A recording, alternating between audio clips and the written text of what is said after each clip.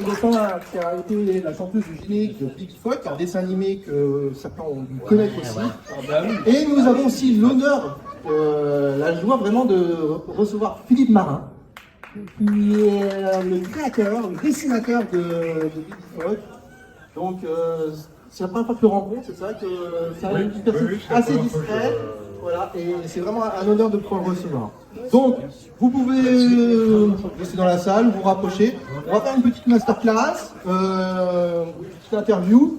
Je vous laisserai aussi par la suite poser quelques questions si vous voudrez. Et puis on finira par une séance de dédicace.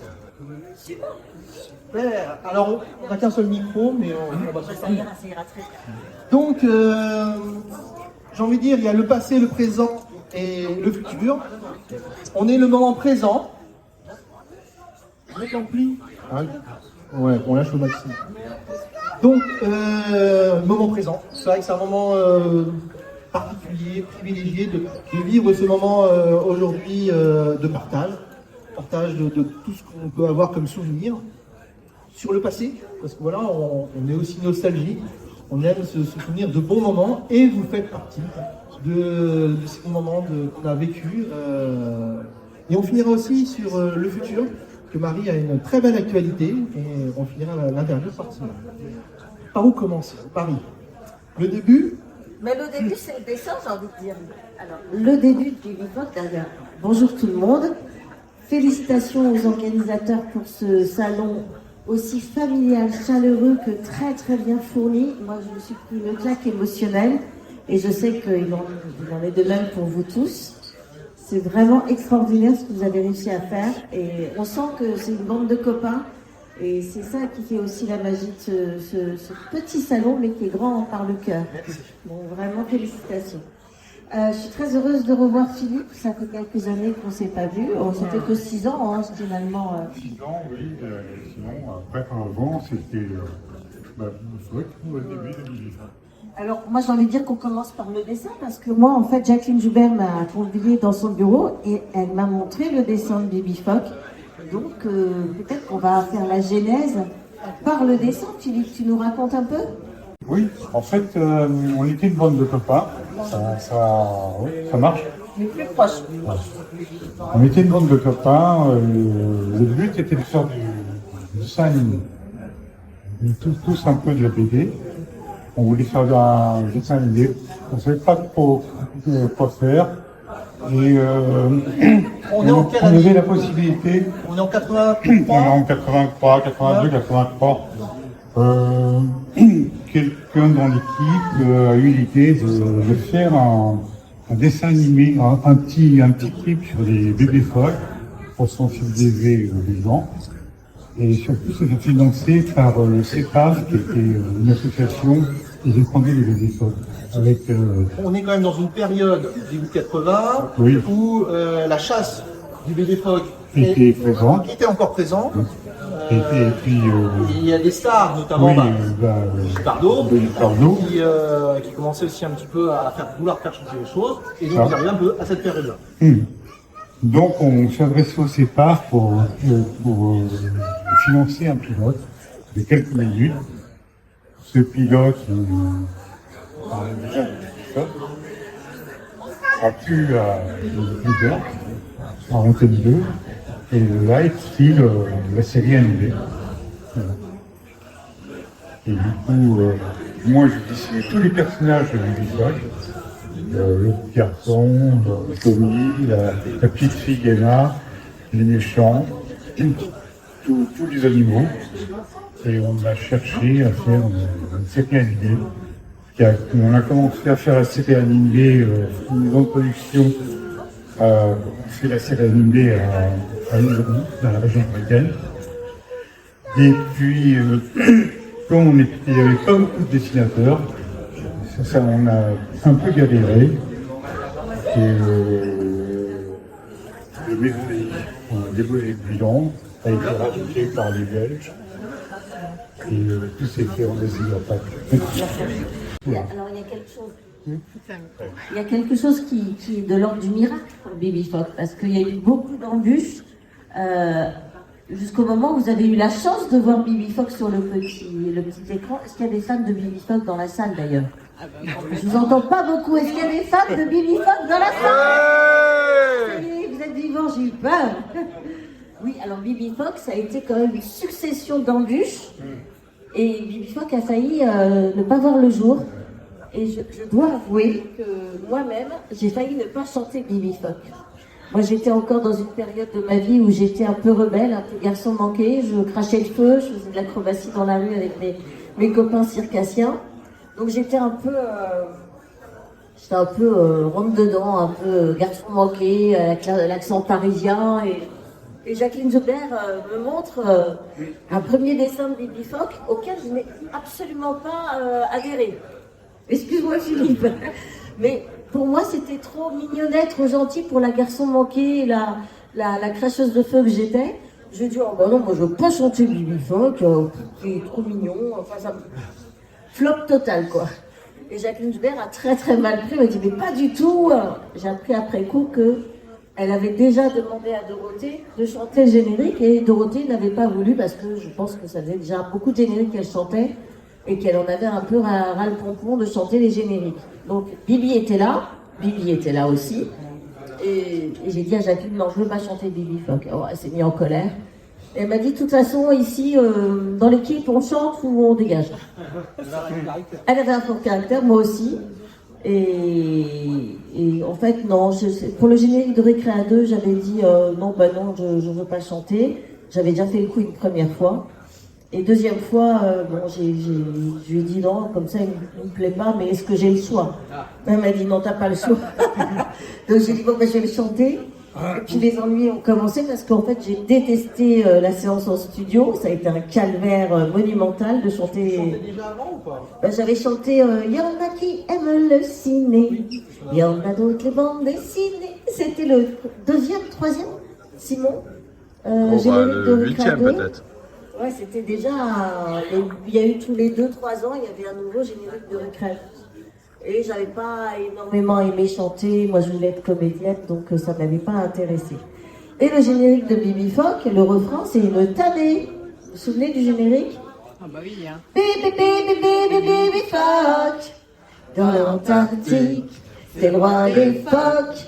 Bibi Fox.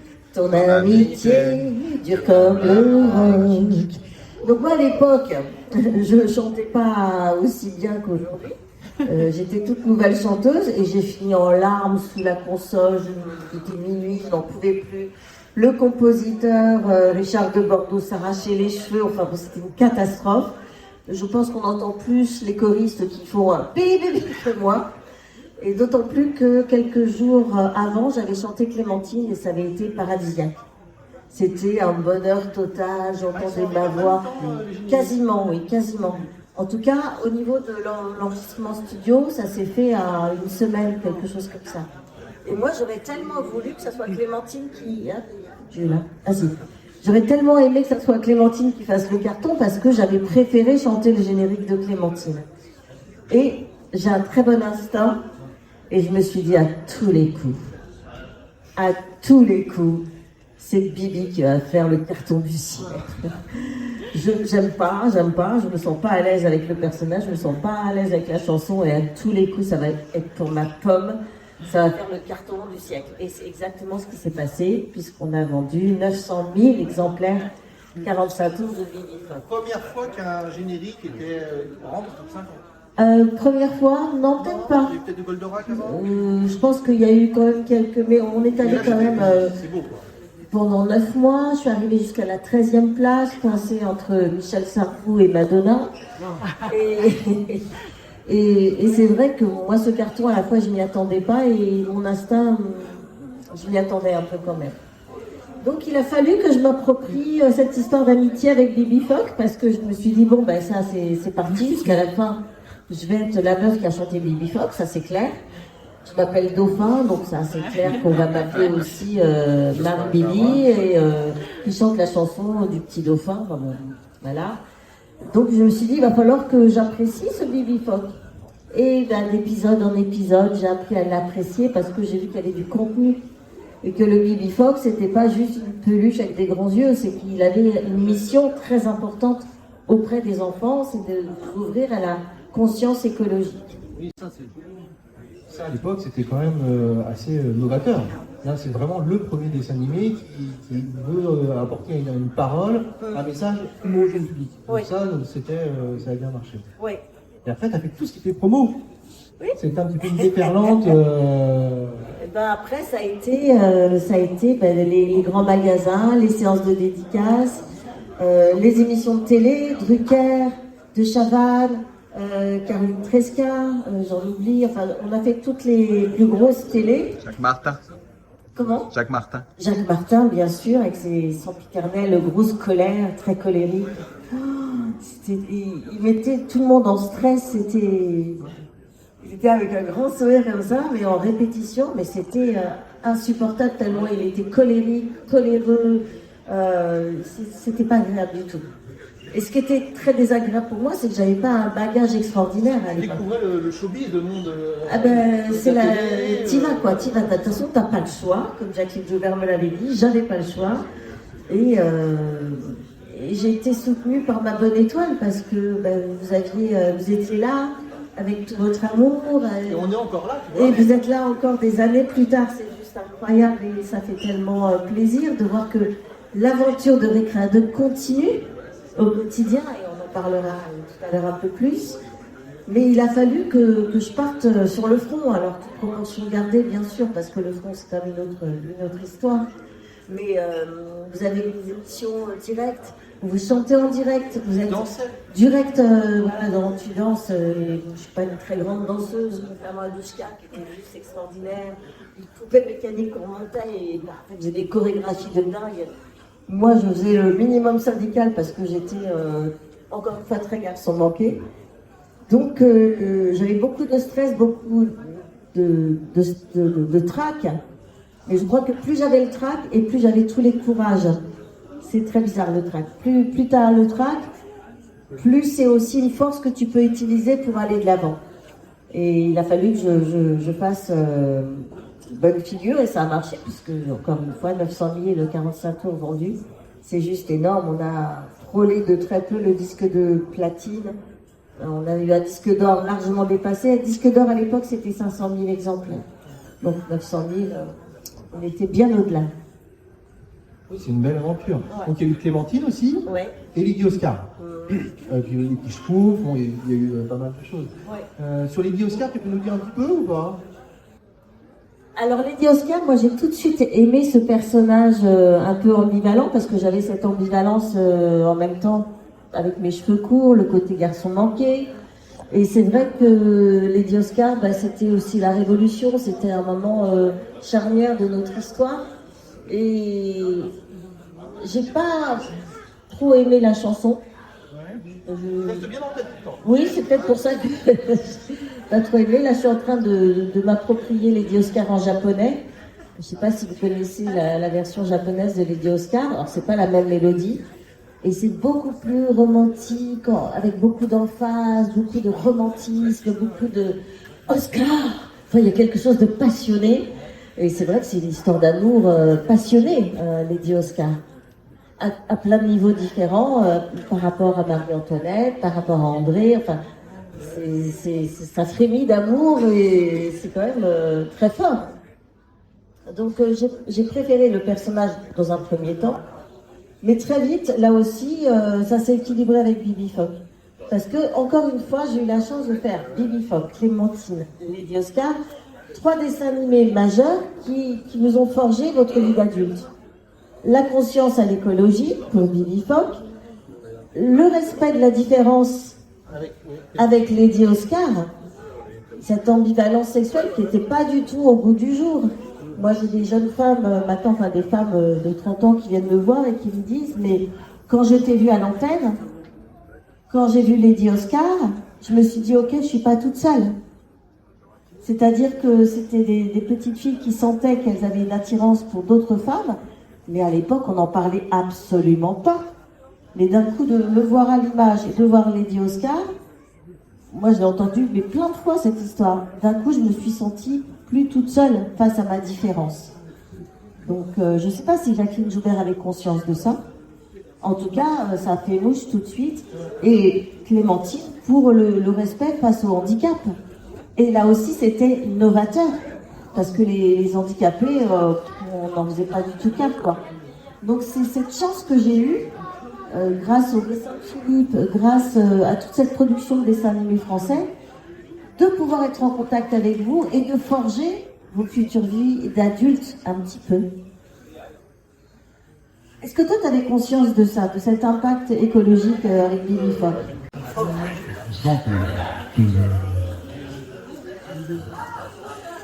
Et c'est ce que vous vouliez aussi. Oui, c'était voulu. Ouais. C'était voulu parce que tous les dessins animés de l'époque, les dessins animés japonais, c'était que de la violence, que de la bagarre. Et nous, on avait voulu faire quelque chose de mignon. Ouais, surtout de Oui. l'écologie.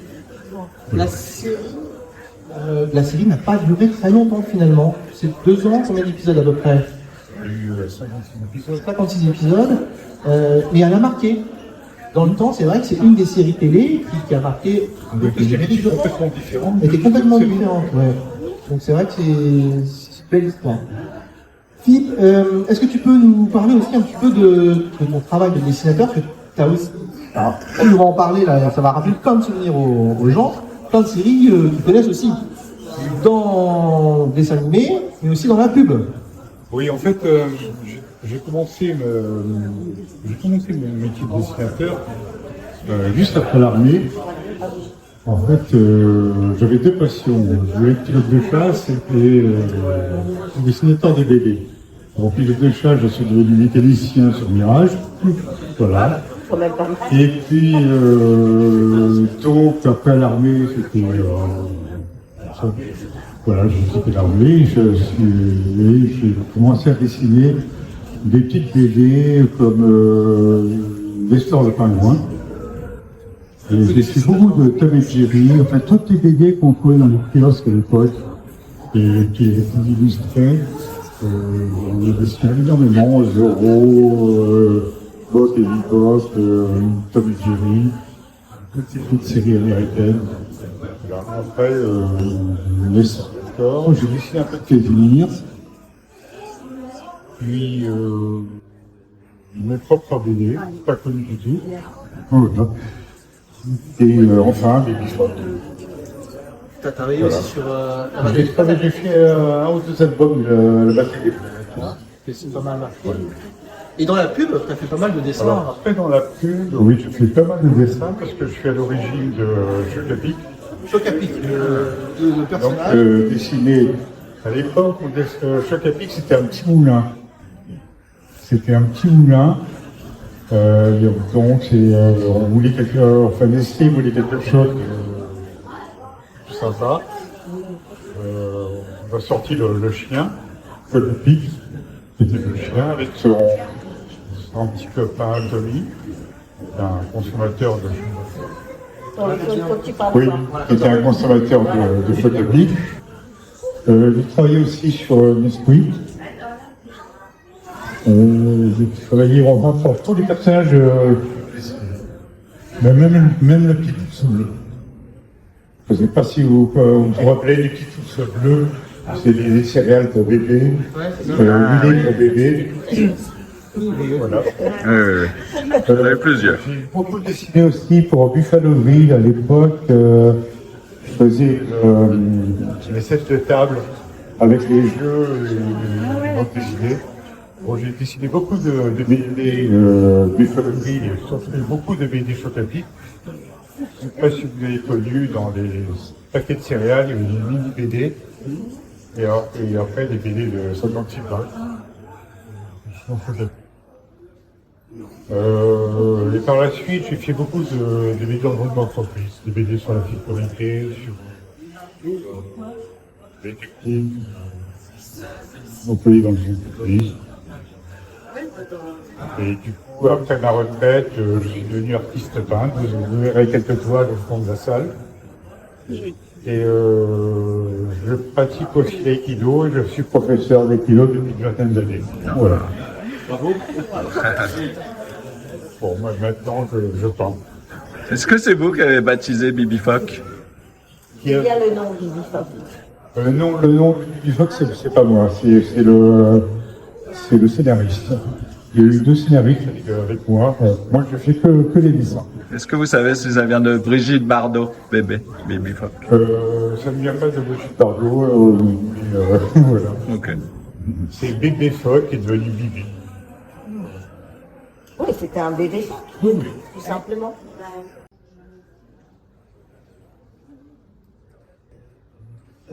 Marie, on va revenir sur ta période Récréa 2 et Jean-Luc, on se parle de Cabu. Cabu, qui n'habitait pas très loin en fait, à Châlons. On avait l'occasion de croiser, voilà, quand on est en Champagne-Ardenne. Je l'ai croisé quelques fois, c'est vrai que c'était une personne avec un cœur immense. Et je pense que voilà, tu as travaillé beaucoup avec Cabu. Donc, tu peux nous parler un peu de cette période-là?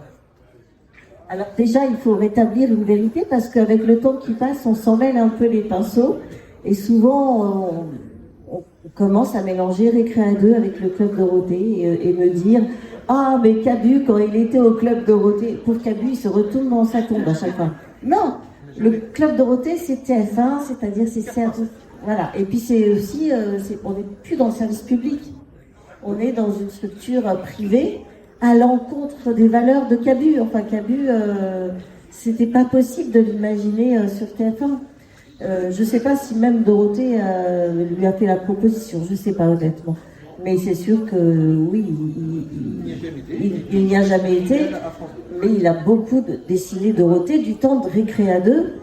Et Dorothée a été formidable du temps de Récréa 2, avec cette complicité qu'elle avait avec nous, avec Jackie, avec Cabu.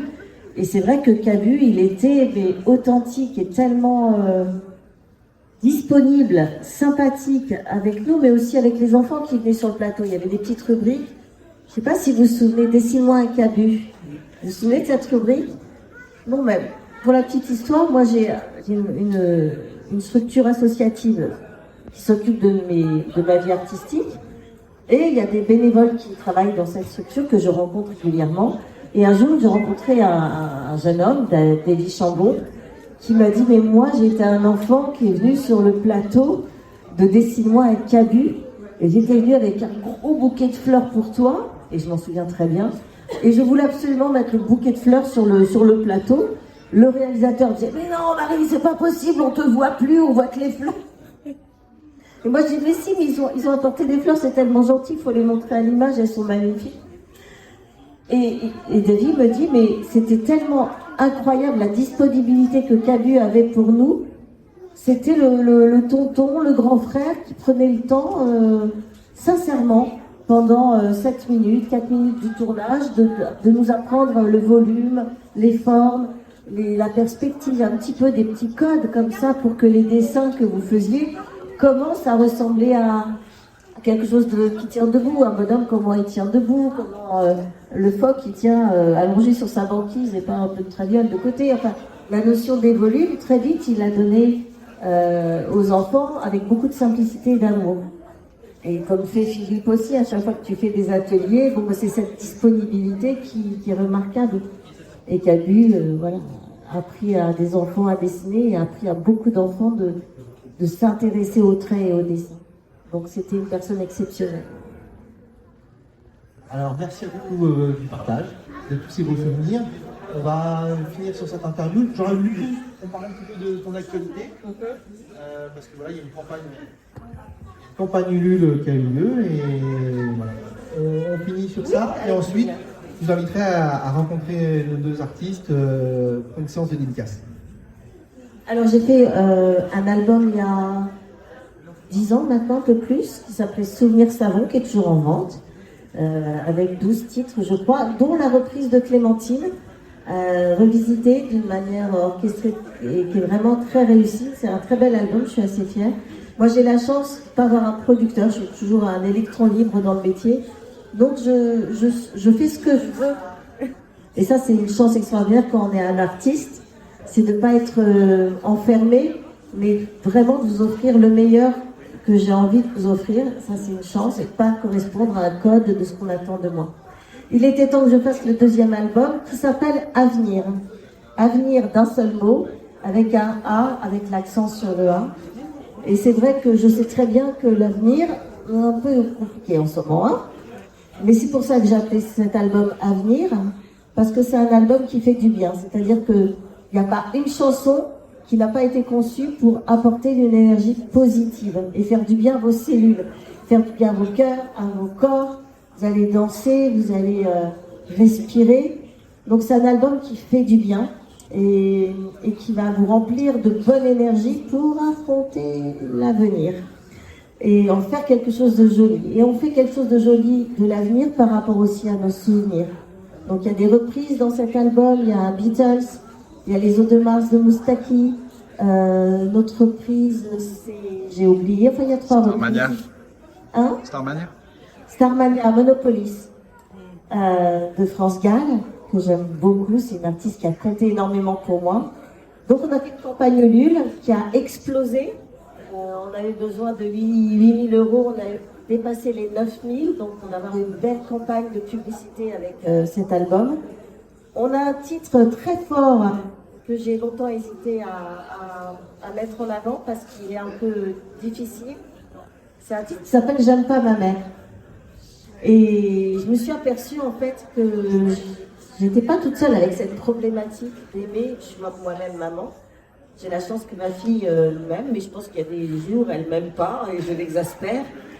En tout cas, c'est un titre qui a un clip qui a été tourné entièrement sous l'eau. Et pendant toute la durée de la chanson, je chante sous l'eau. Il n'y a pas d'effets spéciaux. Voilà. Je ne peux pas vous montrer le clip actuellement parce qu'il fait tous les festivals à travers le monde entier. Et c'est mon mari qui est réalisateur, Gérard Cuc, qui a réalisé ce clip. Et on en est au 44e premier prix à travers le monde.